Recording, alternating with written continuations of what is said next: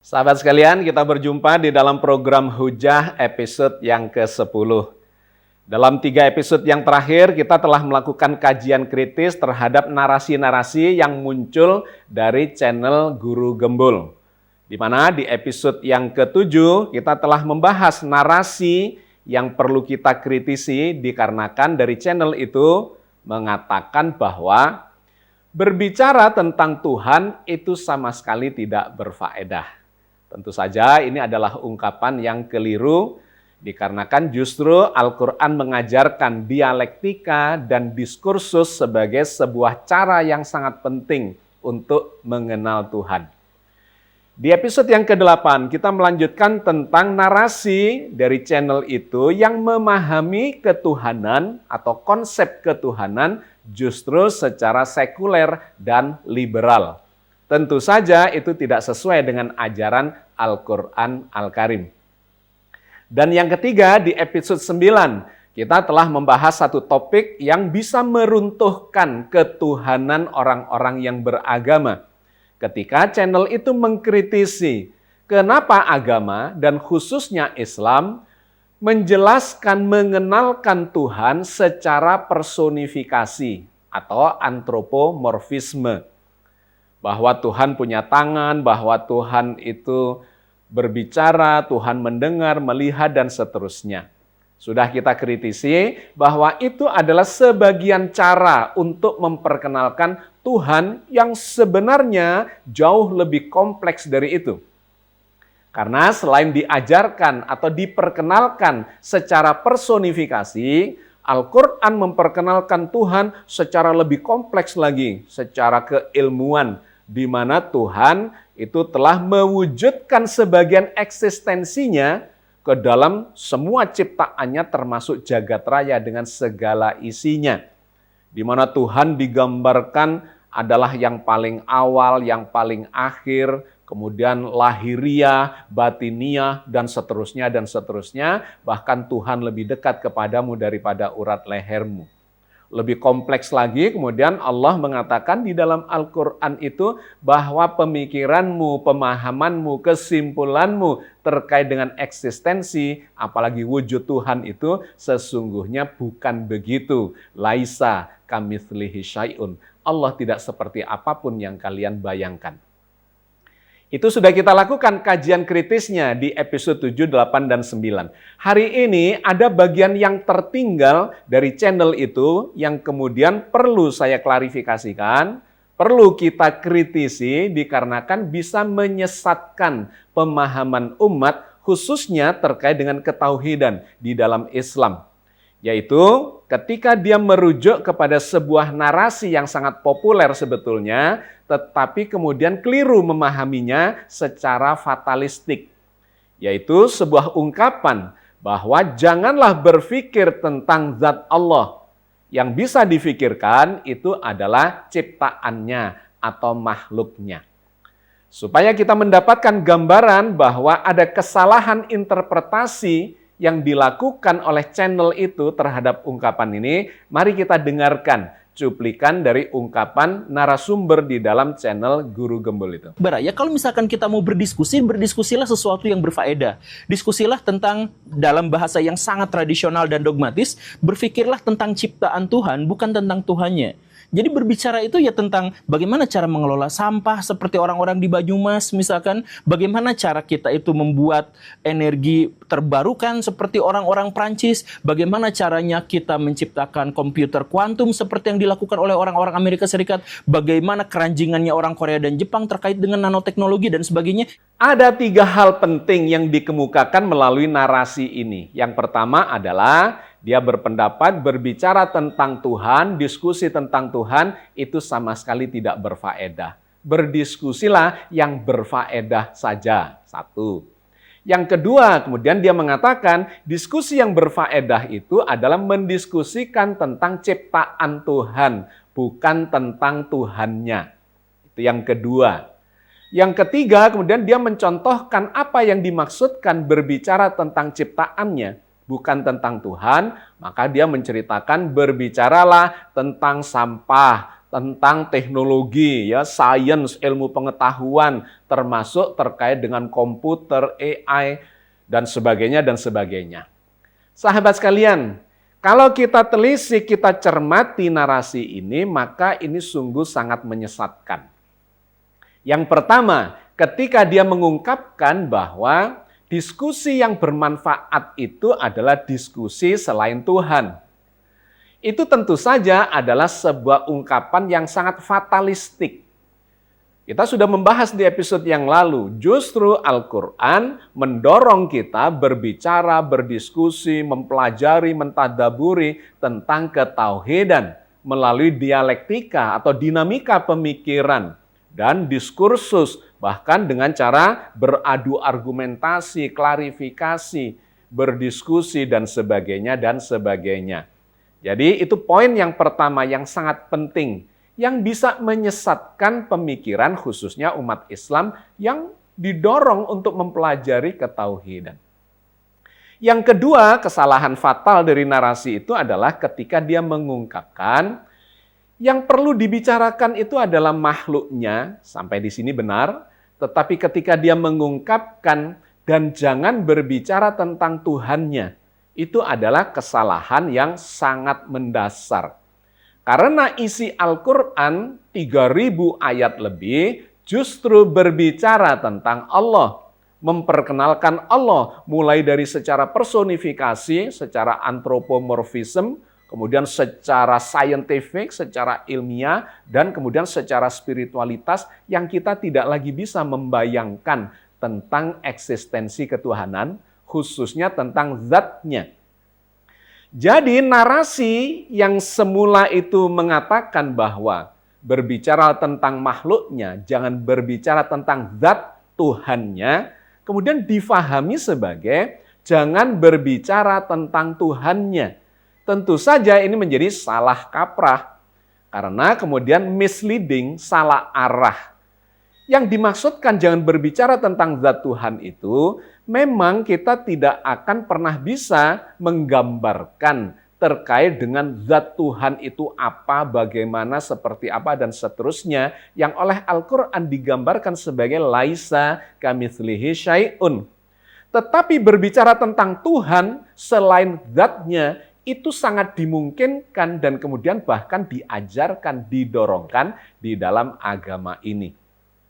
Bicara tentang jagat raya yang bukan hanya soal jagat rayanya sebagai makhluk, tetapi adalah mengarah sebagai tanda-tanda kekuasaan Allah, kasih sayang Allah, keadilan Allah, kemahaberilmuannya, kebijaksanaannya, dan sebagainya, yang semuanya itu adalah berbicara tentang Tuhan. Jadi salah fatal kalau kemudian disimpulkan bicara makhluk tetapi jangan berbicara Tuhan. Itu misleading ya, karena yang dimaksudkan oleh ungkapan tadi itu bukan soal Tuhannya tetapi adalah wujud Tuhan itu yang memang tidak mungkin kita menjangkaunya. Yang ketiga, kemudian dia mengatakan bahwa yang penting untuk didiskusikan adalah soal sampah, soal energi, soal komputer, soal kuantum, dan sebagainya. Yang saya sebut kemudian ini menjadi fatalistik adalah dikarenakan dia memisahkan antara peradaban dengan ketauhidan.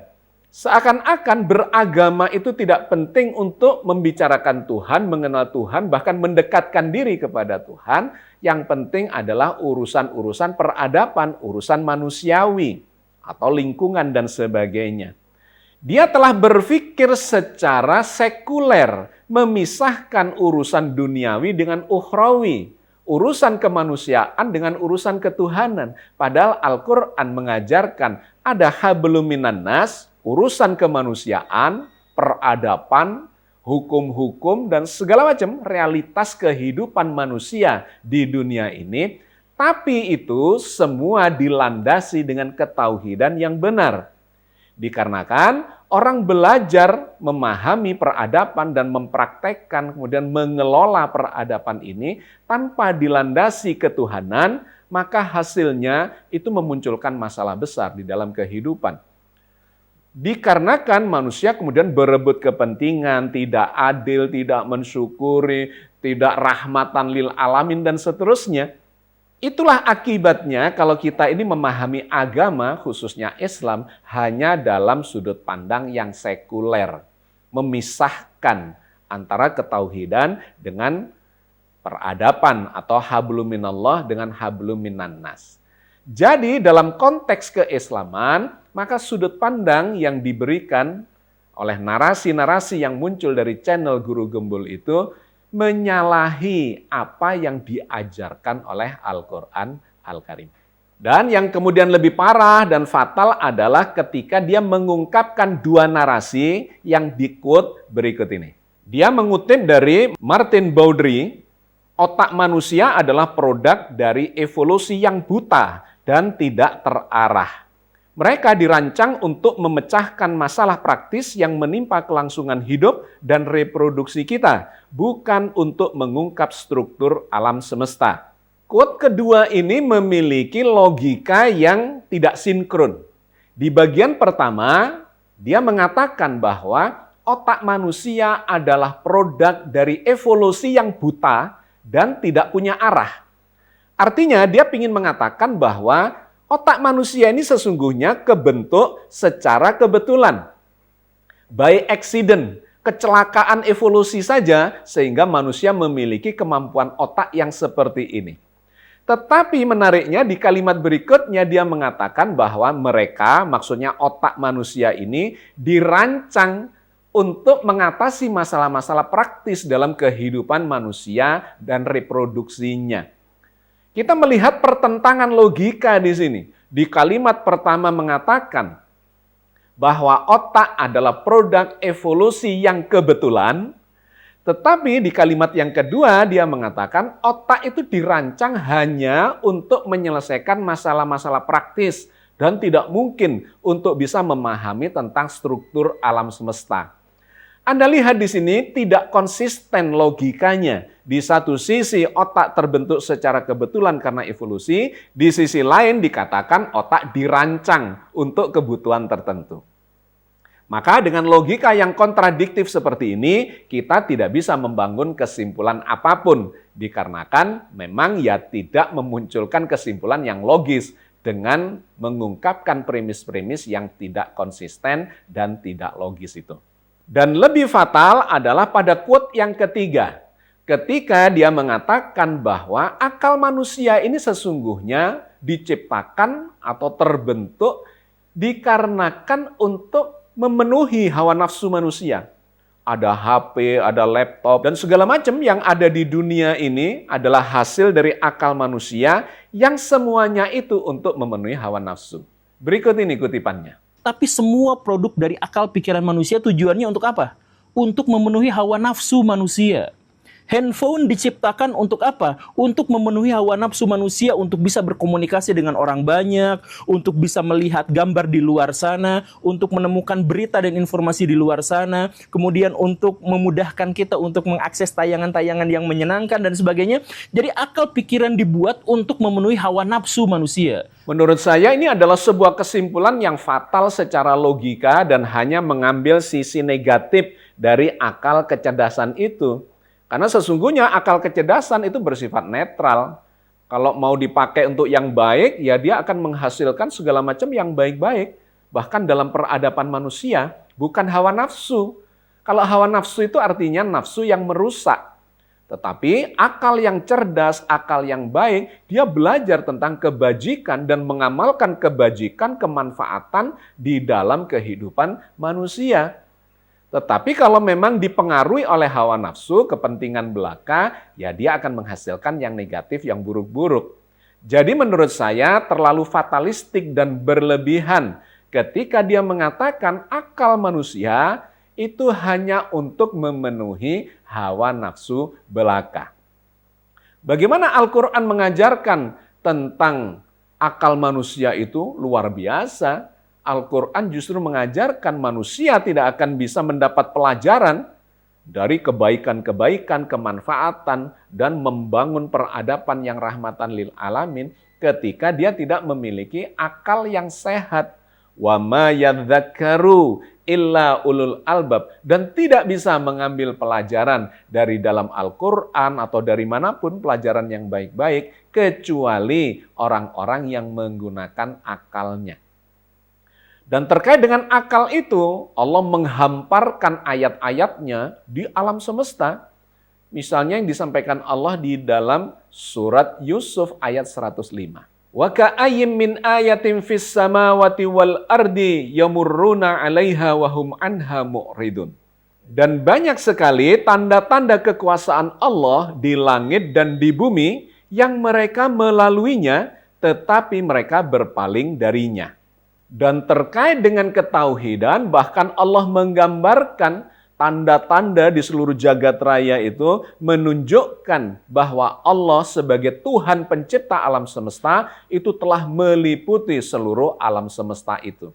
Artinya mengajarkan tentang ketauhidan melalui tanda-tanda yang bisa diakses, dianalisa dengan menggunakan akal sehat kita. Allah berfirman di dalam surat An-Nisa ayat 126. Walillahi ma fis samawati wa ma fil ard. Wa kanallahu bikulli syai'im muhita. Kepunyaan Allah lah segala yang ada di langit dan segala yang ada di bumi. Dan adalah Allah maha meliputi segala sesuatu. Sahabat sekalian, saya kira kita cukupkan sampai di sini kajian kita untuk mengkritisi narasi-narasi yang terlalu fatalistik dan berlebihan, yang kalau ini tidak kita kritisi, bisa menyesatkan kawan-kawan kita, orang-orang yang tidak terlalu kritis terhadap sebuah narasi dan kemudian menganggap ini adalah sebagai sebuah kebenaran. Tentu saja kita tidak bisa membiarkan yang begini, melainkan harus memberikan pengkritisan supaya kawan-kawan kita memiliki perbandingan untuk memahami sesuatu khususnya akidah Islamiyah. Salam.